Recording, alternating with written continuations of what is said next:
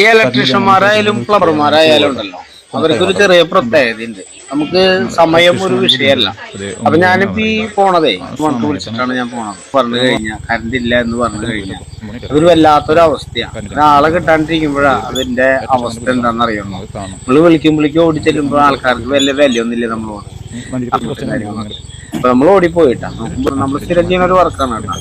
Hello, ഇപ്പോഴത്തെ ഒരു അവസ്ഥ, മഴ പെയ്തിട്ടുള്ളൊക്കെ അവസ്ഥയും കാര്യങ്ങളും. അപ്പൊ RCCB ഇങ്ങനെ നിക്കണില്ല, ക്ലിയർ ആക്കി പക്കിയായി. അപ്പൊ ഒരു 7 മണി 7:30 ഒരു പറമ്പിന്നാണ് ഈ ടീ പോണത്. എന്താ വെച്ച് കഴിഞ്ഞാൽ വെള്ളം ഇല്ലാന്ന് പറഞ്ഞ് കറണ്ട് ഇല്ലാന്ന് പറഞ്ഞ് പോയില്ല ഞാൻ മനസ്സിന് സുഖം ഉണ്ടാവില്ല. കാരണം നമ്മുടെ വീടും അതേപോലെ അല്ല. അപ്പൊ നിങ്ങളുടെ അഭിപ്രായം കാര്യങ്ങളൊക്കെ പറയാം. ഓക്കെ.